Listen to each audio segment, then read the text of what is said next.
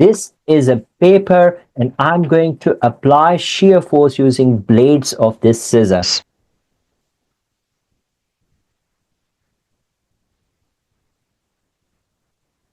Shear force is all about how internal forces in a material resist sliding, ensuring buildings and bridges stay safe and sound. In this video, I will solve two examples on sketching shear force diagrams. This video is part of my lecture series on IStructE certificate in structural behavior.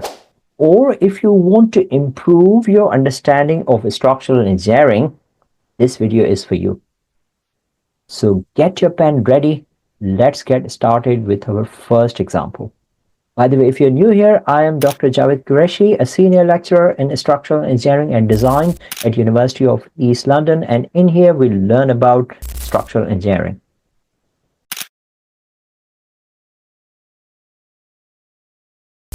Here we have to identify the correct shear force diagram, ignore self-weight. Anti-clockwise shear forces are positive. It means upward forces on right side are positive and downward forces on left side, these are positive. So this is creating anti-clockwise moment. Just in case if you wonder how it's drawn on actual shear force diagram, above the baseline we have positive forces, below baseline we have negative forces. Let us see what options are available. Here, looking at all these options, I want you to consider only one thing to be able to come up with the correct option. That is, this length from roller support, this is equal.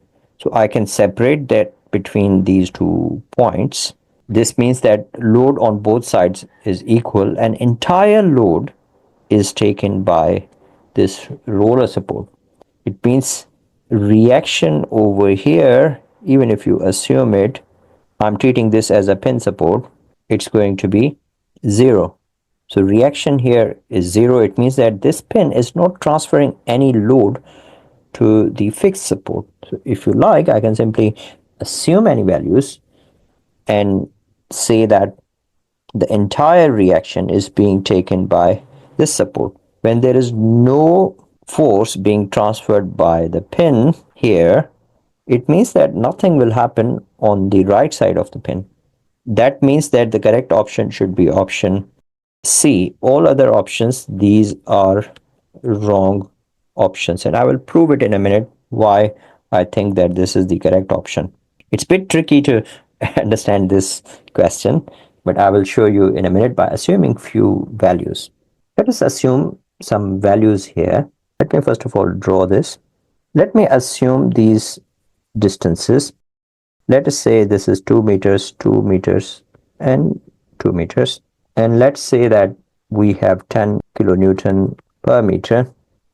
Let me isolate this part, call this as A and call this as B. So if I isolate that part,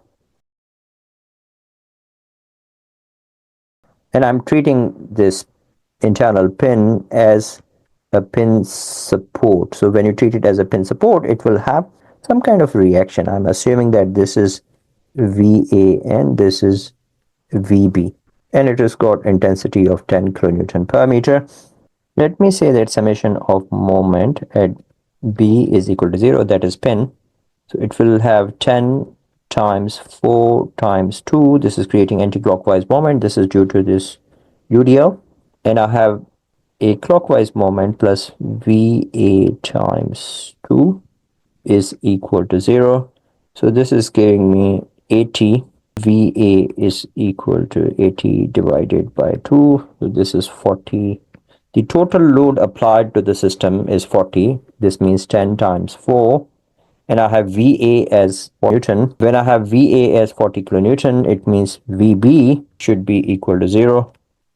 So VB is not transferring any load to the right side.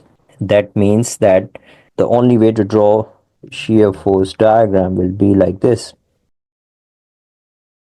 We have upward reaction, and this distance is 2 meters and 2 meters. So the way I will draw it is that I have a downward force. Downward force has to be drawn on the negative side. So 10 times 2 is 20. So I come down over here, this value is 20. And at this point, I will have opposite force, that is 20, that will go up.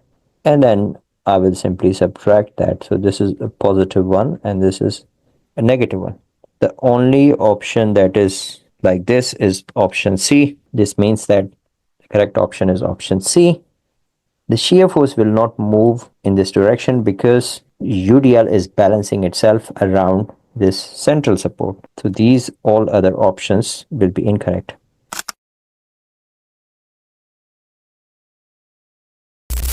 Let me move to the next question. Here we have to identify shear force diagram, ignoring self-weight, and anti-clockwise forces are drawn as positive. What it means is that this is the direction of forces. Upward forces are drawn positive on right side and downward forces are positive on left side. How it's drawn on actual shear force diagram, we have positive forces upwards and we have negative forces downwards.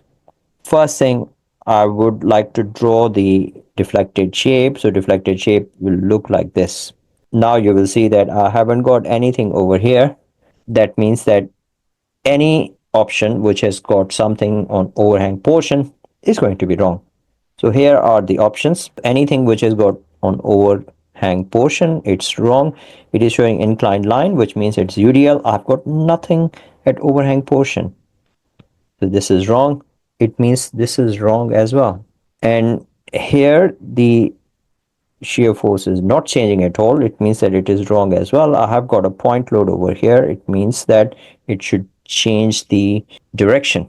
And that leaves me to the correct option, which is option D. If you wanted to assume some values, you can pretty much assume the values and solve this question. Let me quickly assume the values and it will be like this. Here assume that you have VA and VB and it is applied at the central point 2 meters, 2 meters, and I'm assuming that this distance is 2 meters as well, or whatever the distance. We have 10 kilonewton over here. It means that it will be equally divided 5 kilonewton and 5 kilonewton, and that means that if I start from here, I have upward force of 5 kilonewton, and between load and a point load I've got nothing, and here I've got a downward force of 10 kilonewton that will bring it down. Remember, this is positive and it will be minus 5 over here, and between point load and the end I've got nothing, and at the point A I have got positive upwards, which means here. So the correct option is option D. As simple as that.